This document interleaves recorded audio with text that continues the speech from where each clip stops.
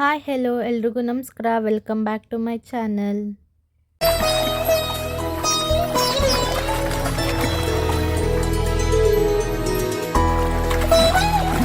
ಬನ್ನಿ ಮಮ್ಮಿ ಕೊಡ್ಸಿರೋದು. Mummy mummy ಬಾ ಬಾ, ನಿಂದು ಸೈಕಲು ನಿಂದ, ನಿಂದು ಸೈಕಲು.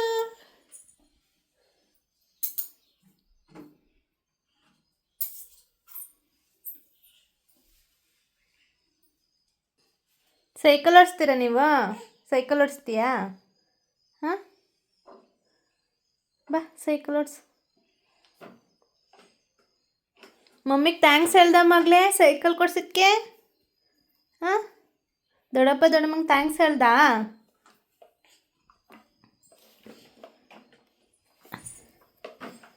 ಅಯ್ಯೋ ಅಯ್ಯೋ ಅಯ್ಯೋ, ಸೈಕಲ್ ಎಳ್ದಾಗ್ತಾಳೆ, ಓಡಿಸಬಿಟ್ಲಿ ಈಗ. ಅಯ್ಯೋ ಅಯ್ಯೋ,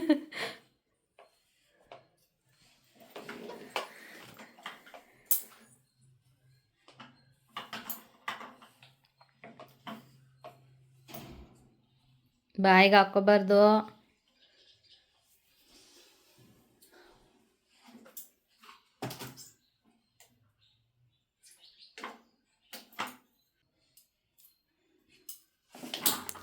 ಓ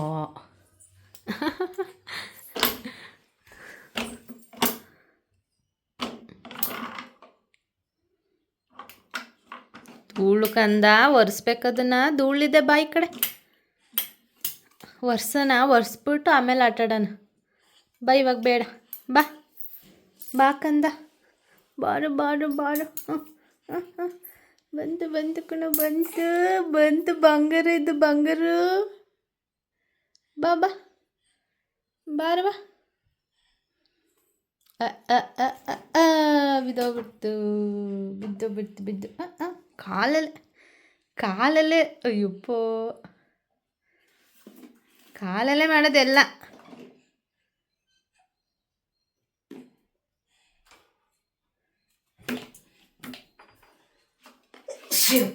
ಕಾಲಲ್ಲೇ ತಳ್ತಾವಳೆ, ಬೀಳ್ತೀಯ ಈಗ. ಅದೇ ಅವಳಿಗೆ ಮಂಡಿ ಕೊಡೋಕೆ ಇಷ್ಟ ಇಲ್ಲ, ನಿಂತ್ಕೊಂಡು ಹೋಗ್ಬೇಕು ಅವಳು.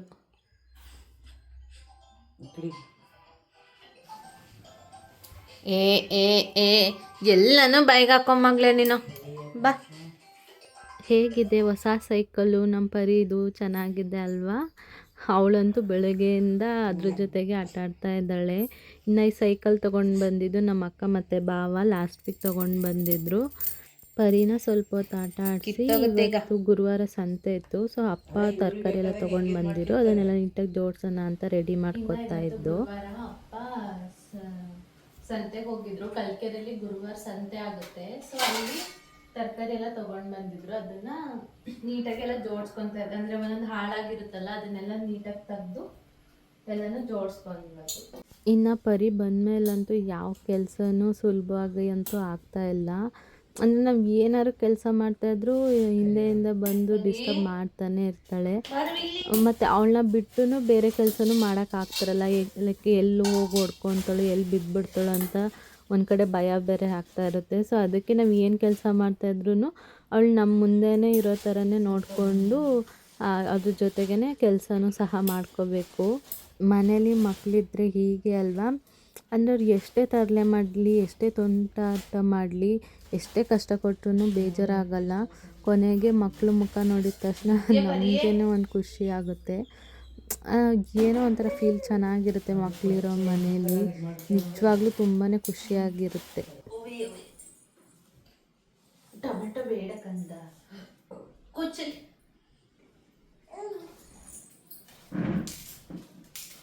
ನಾನು ನೋಡಿ, ನಾನು ತರಕಾರಿ ಎತ್ತಿಡ್ತಿದ್ರೆ ಅವಳು ನನಗೆ ಹೆಲ್ಪ್ ಮಾಡೋದಕ್ಕೆ ಬಂದಿದ್ದಾಳೆ. ಎಷ್ಟು ಚೆನ್ನಾಗಿ ಹೆಲ್ಪ್ ಮಾಡ್ತಾಳೆ ಅಂತ ನೋಡಿ ನೀವೇ.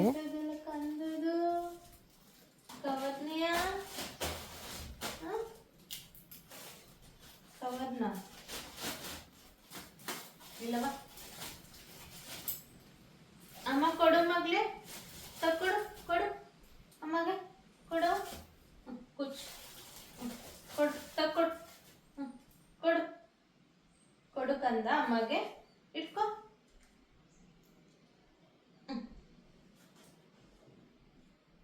ಇಟ್ಕ ಬೇಡವಾ. ನೋಡಿ ನನ್ನ ಮಗಳು ನನಗೆ ಹೆಲ್ಪ್ ಮಾಡ್ತಾ ಇದ್ದಾಳೆ ತರಕಾರಿಯೆಲ್ಲ ಎತ್ತಿಡೋದಕ್ಕೆ. ಆದ್ರೆ ಅವಳು ಏನು ಹೆಲ್ಪ್ ಮಾಡಲ್ಲ. ಈಗ ತೆಗ್ದು ಬಾಳೆ ಕಾಯ್ಕೊತಾಳೆ, ನೋಡ್ತಾ ಇರಿ ಹಂಗೆ. ಏನ್ ಸಿಕ್ಕಿದ್ರು ಸರಿ ಎಲ್ಲಾನು ಬಾಳೆ ಕಾಯ್ಕೊಳ್ಳೋದು.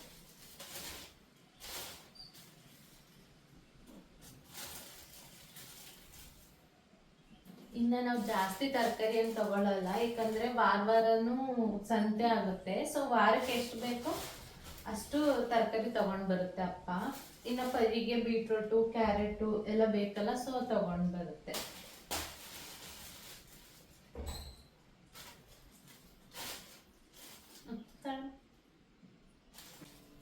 ಕೊಡಕಂದು ಸಾಕು. ಕೊಡಮ್ಮ, ಕೊಡು ಕೊಡವ, ಕೊಡುಕಂದು ಸಾಕು, ಕೊಡು. ಏ ಗುಡ್ ಗರ್ಲ್, ಕೊಡು ಕೊಡು, ಗುಡ್.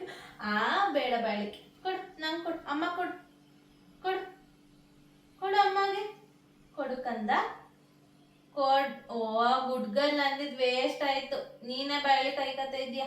ಕೊಡಪ್ಪ, ಅಮ್ಮ ಕೊಡು, ತಕ್ಕೊಡು, ಕೊಡು ಅಮ್ಮಗೆ. ಪರಿ ಪರಿ, ಇಲ್ಲೋಡು ಇಲ್ಲೋಡು, ಅಮ್ಮ ಕೊಡು. ಅಮ್ಮ ಕೊಡವ. ಅಯ್ಯೋ, ಕೊಡು ಅಮ್ಮಗೆ, ಕೊಡು ಅಮ್ಮಗೆ. ಕೊಡಲ್ವಾ? ಹೋಗ್ ತಗೊಂಡು.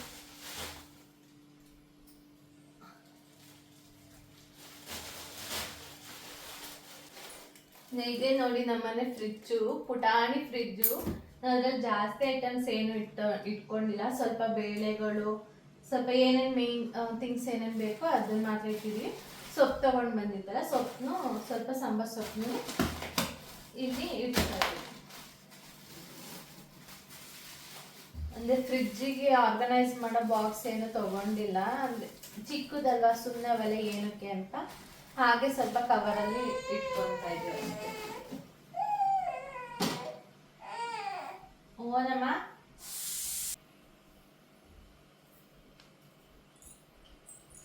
ಕೊಡಮ್ಮ.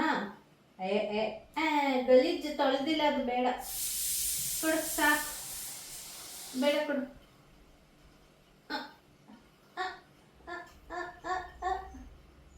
ಎಲ್ಲಿ ಎಲ್ಲಿ ಎಲ್ಲಿ ಎಲ್ಲಿ ಎಲ್ಲಿ ಬೀನ್ಸ್? ಕೊಡು ಸಾಕು.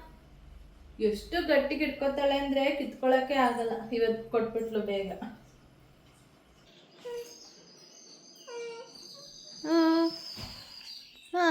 ನೋಡಿ ಅವಳು ಬರೋದಲ್ದಲ್ಲೇ ತಲೆದಿನ್ನೇ ಎಳ್ಕೊಂಡು ಬರ್ತಾ ಇದ್ದಾಳೆ.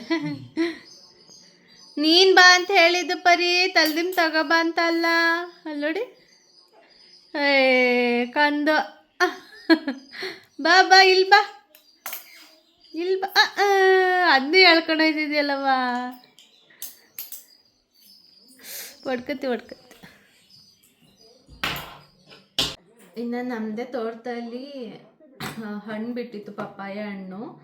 ಸೊ ಹಾಗಾಗಿ ಪರಿಗೆ ಮಧ್ಯಾಹ್ನ ಅದನ್ನೇ ತಿನ್ಸೋಣ ಅಂತ ಪ್ಯೂರಿ ಮಾಡ್ಕೊತಾ ಇದ್ದೆ. ನಾನು ಈ ಥರ ಚಿಕ್ಕದು ತುರಿಯೋದು ಇಟ್ಕೊಬಿಟ್ಟಿದ್ದೀನಿ ಅವಳಿಗೆ ಅಂತ. ಹಣ್ಣು, ಬಾಳೆಹಣ್ಣು ಈ ಥರ ಏನಾರು ಇದ್ದರೆ ಈ ಥರ ತುರಿದ್ಬಿಟ್ಟು ಅವಳಿಗೆ ಪ್ಯೂರಿ ಮಾಡಿಕೊಟ್ರೆ ಚೆನ್ನಾಗಿ ತಿಂತಾಳೆ. ಸೊ ಅದಕ್ಕೆ ಹಣ್ಣನ್ನ ಪ್ಯೂರಿ ಮಾಡ್ಕೊತಾ ಇದ್ದೀನಿ. ಆರಾಮಾಗಿ ಪ್ಯೂರಿ ಆಗುತ್ತೆ ಇದರಲ್ಲಿ, ಚಿಕ್ಕ ಚಿಕ್ಕದಾಗಿ. ಅವಳಿಗೆ ನುಂಗೋದಕ್ಕೂ ಈಸಿ ಆಗುತ್ತೆ. ಸೊ ಕಷ್ಟ ಏನಾಗಲ್ಲ ಅವಳಿಗೆ. ಪಪ್ಪಾಯ ಎಲ್ಲ ಕೊಟ್ಟರೆ ಮಕ್ಳಿಗೆ ಒಳ್ಳೇದಲ್ವಾ. ಅಷ್ಟೇ, ಹಿಂಗೆ ತೊಗೊಂಡು ಈ ಥರ ಇದು ಮಾಡಿದರೆ ಸಾಕು, ತುರಿದ್ರೆ ಸಾಕು, ಅದು ಚೆನ್ನಾಗಿ ಪ್ಯೂರಿ ಆಗುತ್ತೆ. ಆಲ್ರೆಡಿ ಅವಳಿಗೆ ಹೊಟ್ಟೆ ಹಸ್ತು, ಅಳ್ತಾ ಇದ್ದಾಳೆ, ಊಟ ಬೇಕು ಅಂತ.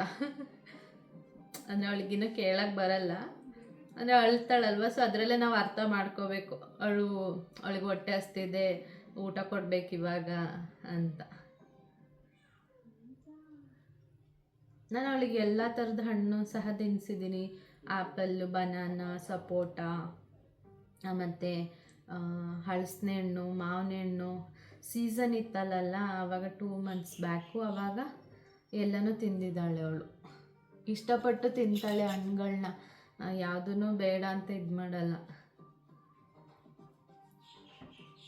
ಇಷ್ಟನ್ನು ತಿನ್ನಲ್ಲ, ಸ್ವಲ್ಪ ಅವಳಿಗೆ ಎಷ್ಟಾಗುತ್ತೋ ಅಷ್ಟೇ ತಿನ್ನೋದು.